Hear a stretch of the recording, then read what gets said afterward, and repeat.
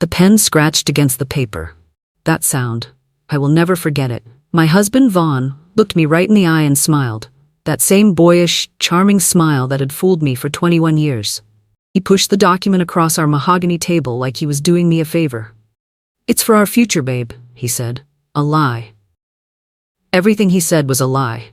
He had no idea what was actually happening. He didn't know that for the past 3 months I had been building a case against him.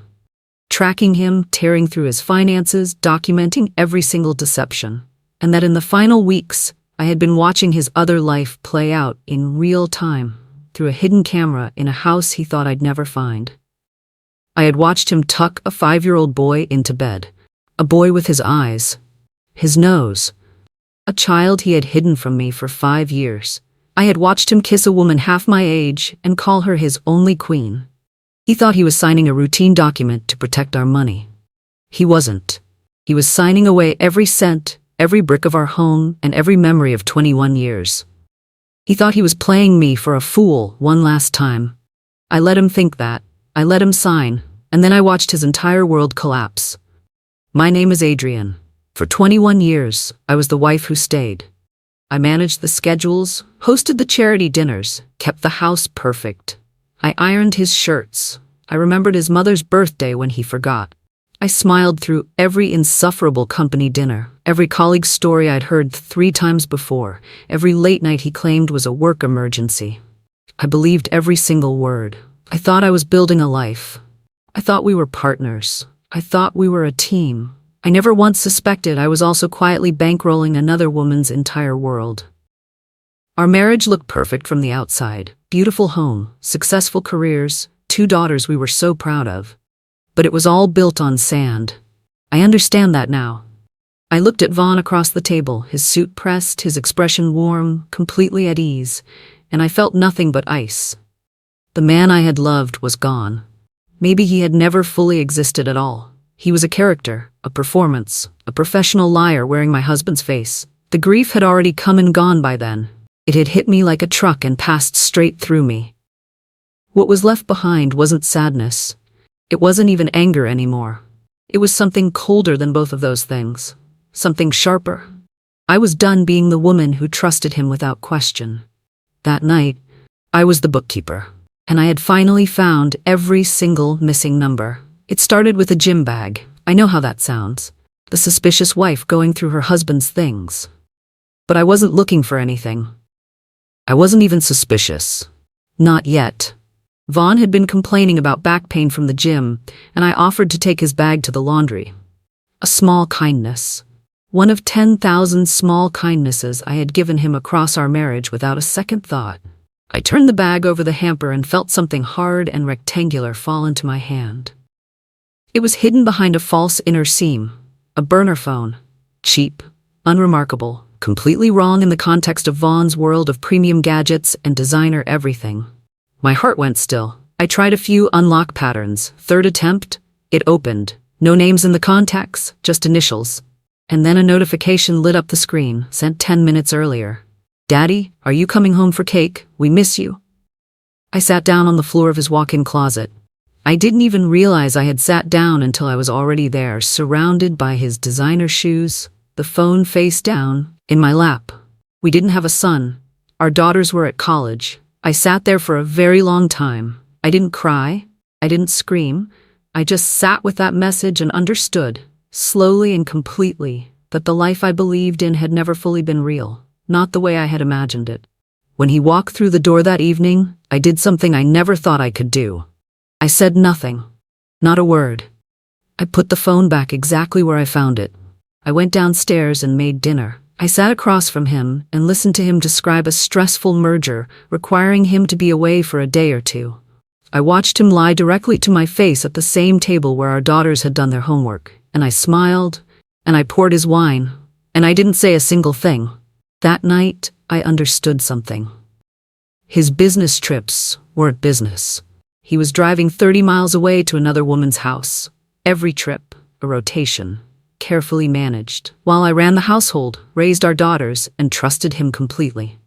That night, after he fell asleep, deeply, peacefully, without a single flicker of guilt, I got out of bed and installed a GPS tracker in the rear bumper of his car. My hands were shaking, but my mind was clear. The next afternoon, the tracker showed his car parked at a blue shingled cottage 30 miles away in a quiet neighborhood. I stared at the map for a long time. It was the kind of house you see on a postcard, the kind of house a man builds when he wants a fresh start, when he wants to pretend his real life doesn't exist. I drove there that same evening. I parked 3 blocks away and walked. I felt like a criminal. I felt sick, honestly. I stood in a neighbor's driveway in the dark, the smell of wet grass sharp in the air, and I looked through the cottage's big front window, and I saw them. All together. In warm, golden light. There was Vaughn, wearing the cashmere sweater I had bought him for Christmas, laughing as he helped a little boy blow out birthday candles on a bright blue cake. The child was no older than 5. He was sitting on Vaughn's lap, pulling at his tie, giggling. A woman, I later found her name Sloane on social media, stood behind them both with her hands resting on Vaughn's shoulders. She looked happy. She looked safe. She looked exactly the way I had looked in photographs from 20 years ago. That's what hit me hardest. She wasn't some stranger. She was me. A younger version of me, in a house he had built with my money, living a life he had funded with my trust. The pain was physical, a weight in my chest that made it hard to breathe. He wasn't just having an affair, he was raising a family, a second family. He had taken everything I gave him, every year, every dollar, every ounce of loyalty, and used it to build something else entirely. I went home, and I didn't sleep. I went straight to my office and started pulling apart our finances. For most of our marriage, I had let Vaughn manage the major accounts. I trusted him. That was my mistake. I was successful in my own right. My boutique was doing well, but I had handed him control of our shared financial future without ever demanding to see the details. That stops tonight. I went through every account, every statement, every transfer, and what I found made me feel sick all over again. Hundreds of small withdrawals, consulting fees, travel expenses, each one small enough to miss. Together, they added up to a staggering sum. He had been skimming our joint retirement fund for at least 6 years. 6 years. While I was building our life, he was quietly hollowing it out. He wasn't just cheating on me emotionally. He was robbing me financially. He was stealing from our daughter's future. Every vacation photo on my phone, every bonus he mentioned, every anniversary dinner he paid for, all funded by money that was really ours, spent on a family that was really his. I sat there in my office until 3 a.m. I didn't cry. I was past tears. I felt something harder settle into my chest that night. A decision. I wasn't going to a lawyer yet. I wasn't going to confront him. I was going to become invisible.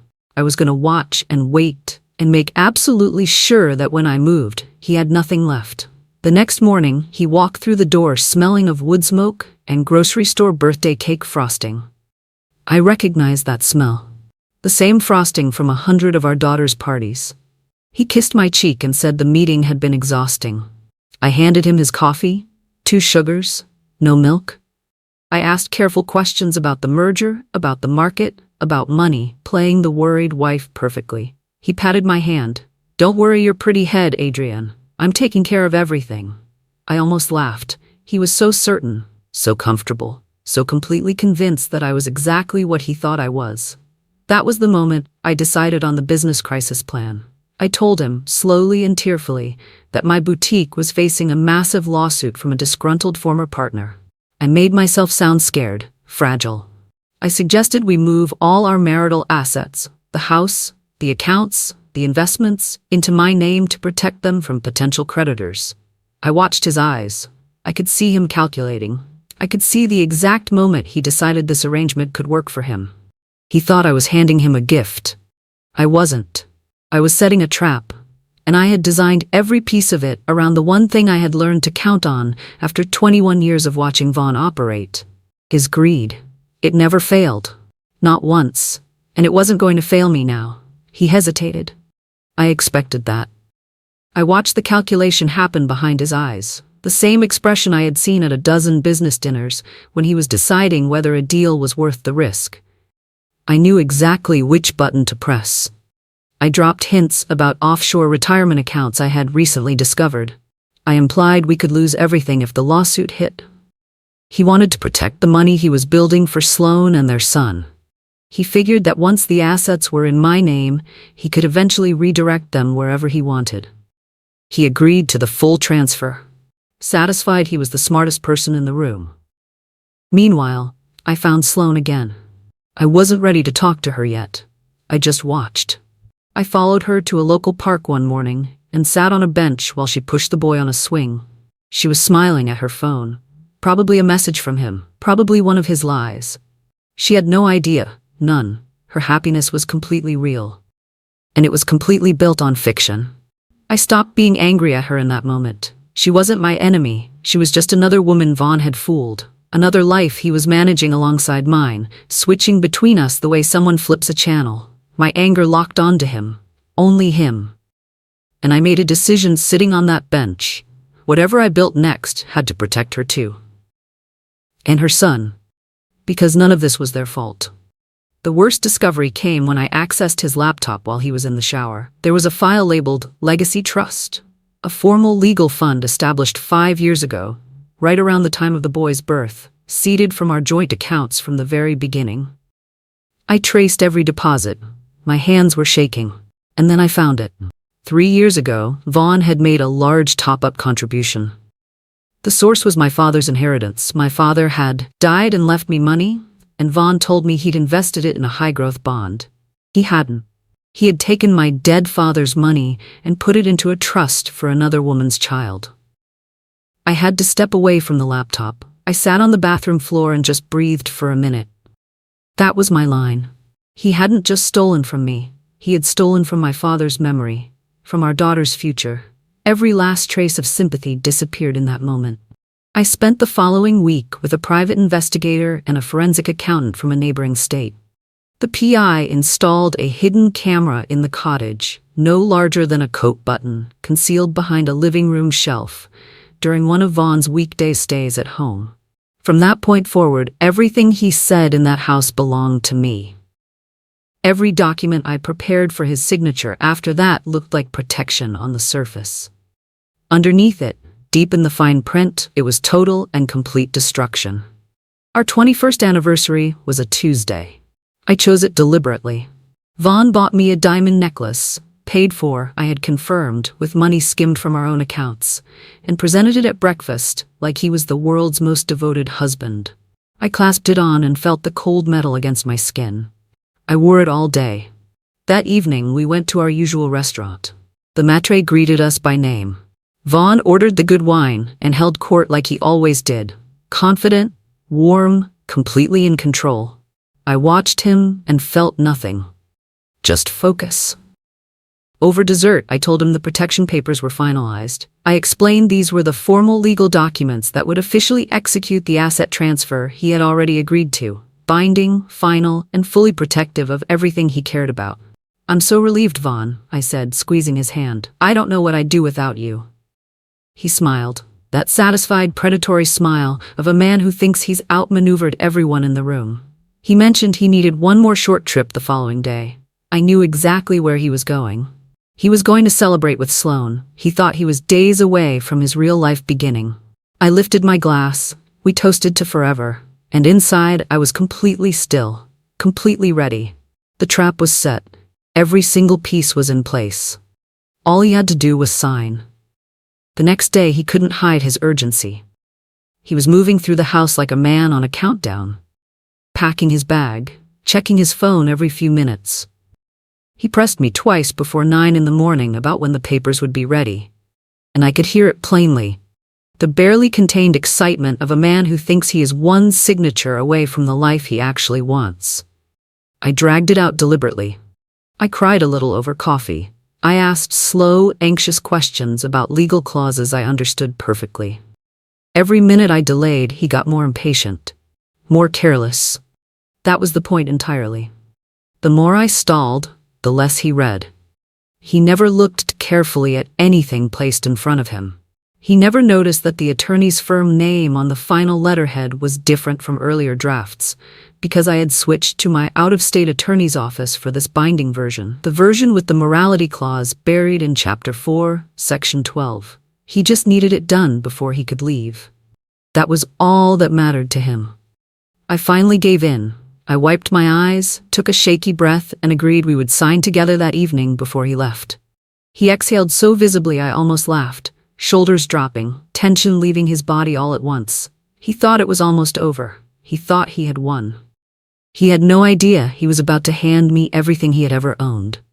While Vaughn spent the afternoon pretending to work, I drove 30 miles to the Blue Cottage for the last time. Not to spy.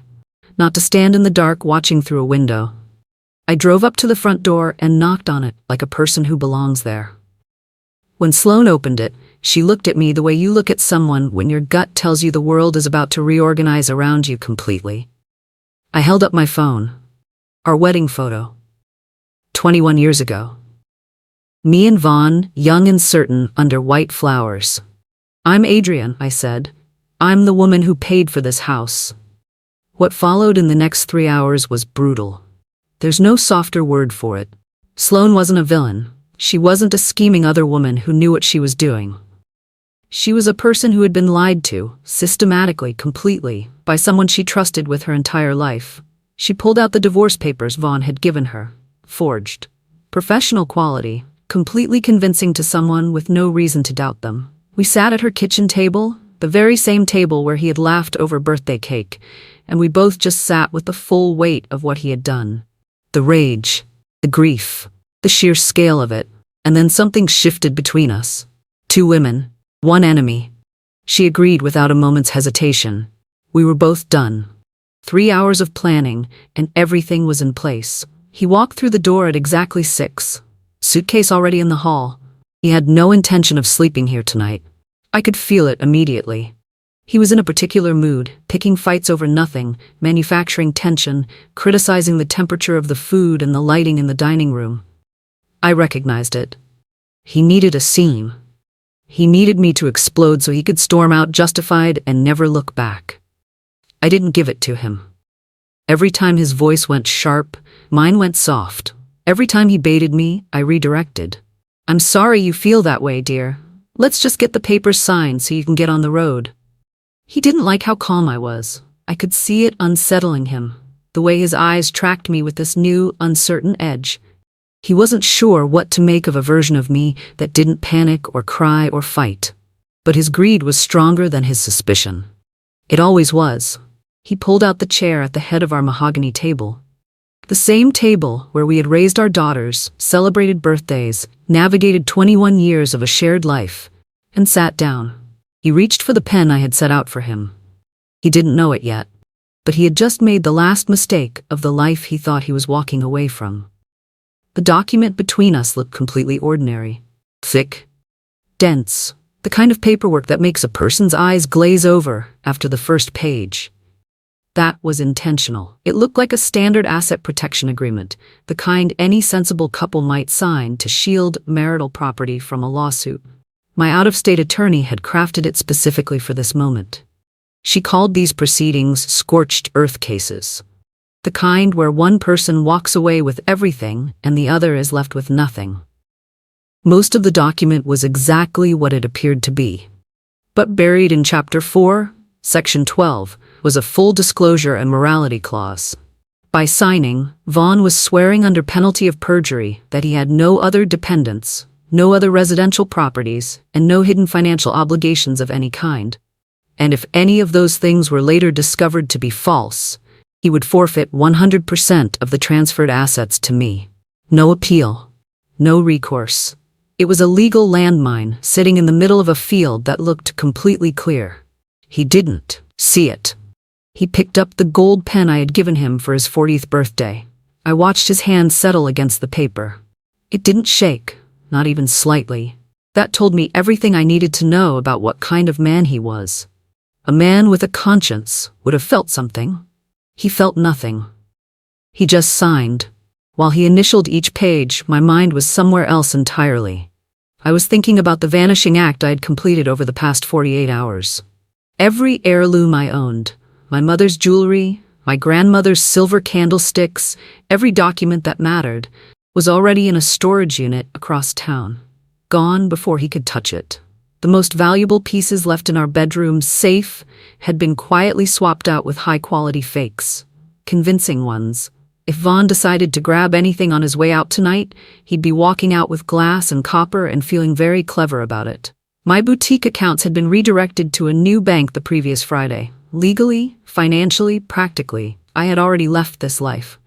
I was sitting at my own table like a ghost, wearing the shape of a wife he had never truly seen. He had no idea. None. He was initialing his way through a document he thought was saving him, and I was already somewhere else entirely in my head. He reached the last page and smoothed it with his palm, almost tenderly, like he was proud of it. "This covers the offshore accounts too, right?" Casual voice. Not quite casual enough. "Everything is protected, Vaughn," I said. "Everything you've ever built will stay exactly where it belongs." He smiled at that. Big and satisfied. The smile of a man who is absolutely certain he just won. He pressed the pen to the paper, and just like that, with one signature, he gave me everything. It happened in slow motion, the scratch of the pen against the signature line. Bold. Arrogant. He signed the way he did everything. Like he was the most important person in any room. He glanced up at me mid-signature with that half-smile, the one that meant he thought he was the only adult in the room. "You really do worry too much, Adrian," he said. Then he finished signing and slid the papers back across the table. "All safe and sound. I really have to run. I'll call you when I get there." I didn't move. I didn't reach for the documents. I just sat with my hands folded and looked at him, completely still, completely calm. The face of a woman who knows something the person in front of her does not. He mistook my stillness for relief. He thought I was grateful. He thought this was over. "Actually, Vaughn," I said quietly, "we have one more guest joining us before you go. A special consultant." He frowned, hand on his suitcase handle. "I don't have time for this." "It won't take long," I said. The front door clicked open. I had given her the key an hour earlier.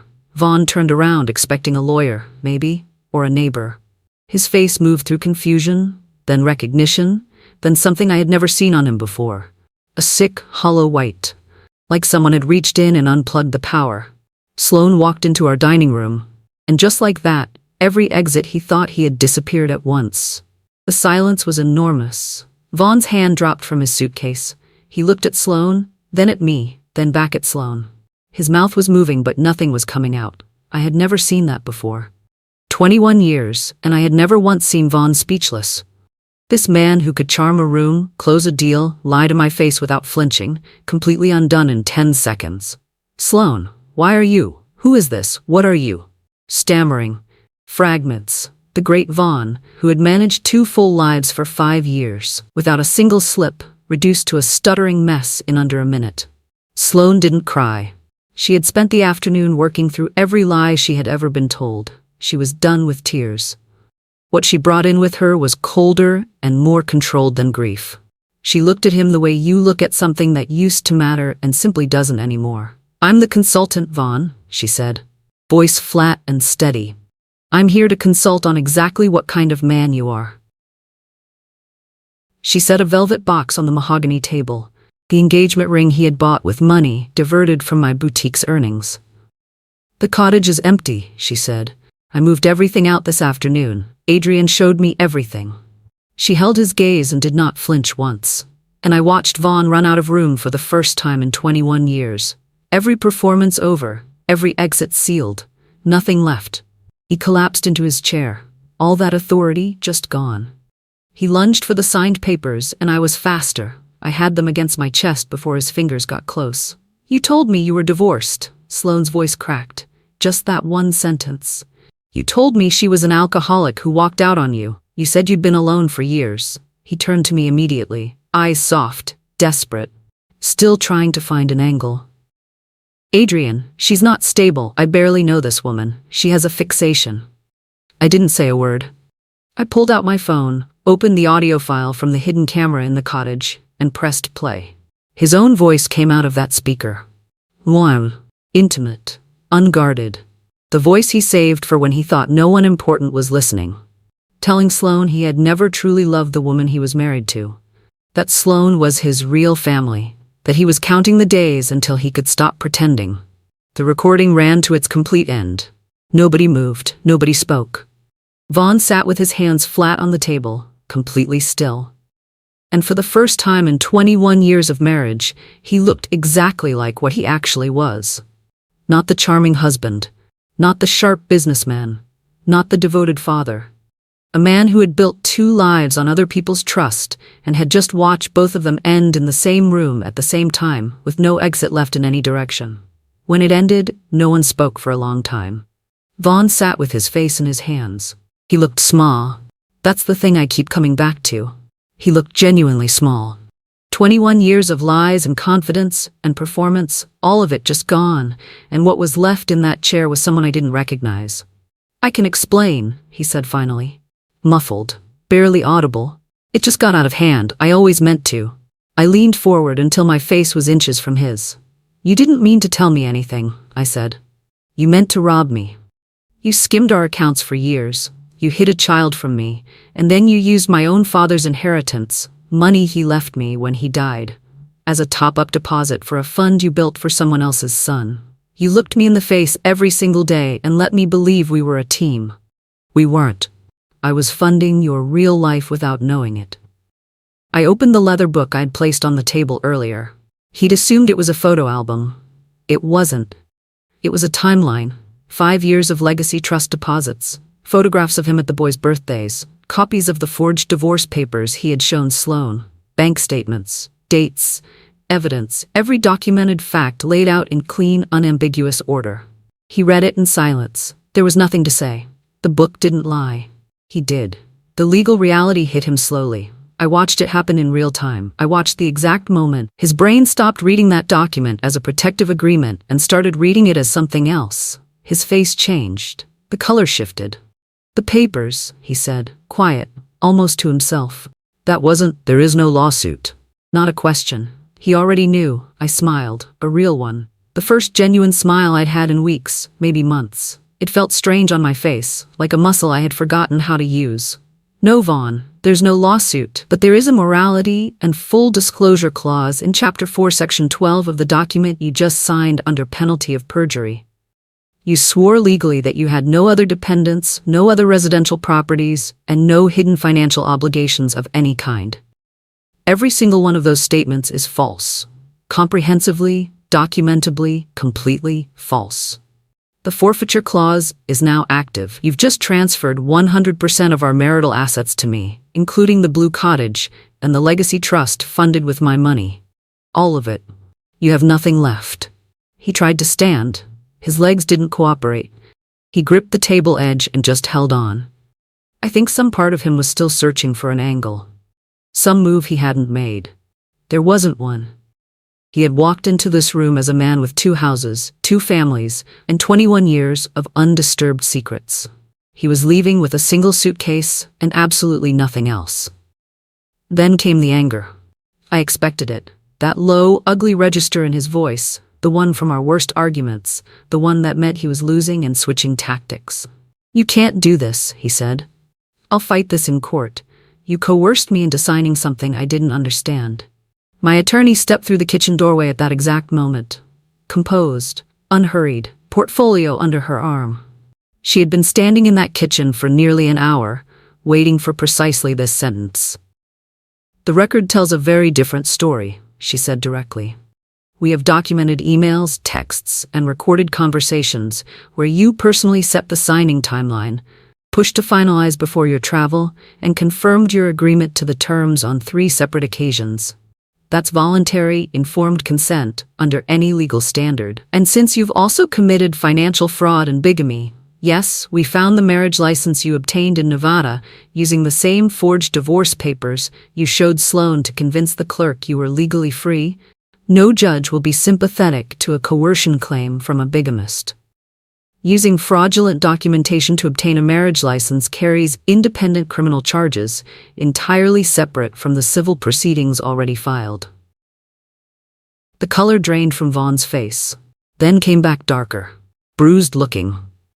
He was a man who had spent 21 years constructing an elaborate, airtight maze around his double life. He had just discovered in one room in one evening that every single exit had been sealed by the woman he thought he had completely outsmarted. I stood up and walked to the front door and opened it wide. The night air came in cold and clean. It smelled like rain. Like the rest of the world, carrying on completely indifferent to everything that had just happened in this room. I found that deeply steadying. "Get out, Vaughn," I said. No volume, no performance, no anger. Just the simple truth of the situation. "Take your suitcase. That is the only thing in this house that still belongs to you." He looked at Sloane. One last desperate scan for any possible opening. She had turned her back completely, arms folded, staring out at the dark garden. Not a flicker of acknowledgement. He picked up his bag slowly. The stunned, mechanical movement of a man who can't quite accept that the reality he constructed has stopped cooperating with him. He walked toward the open door.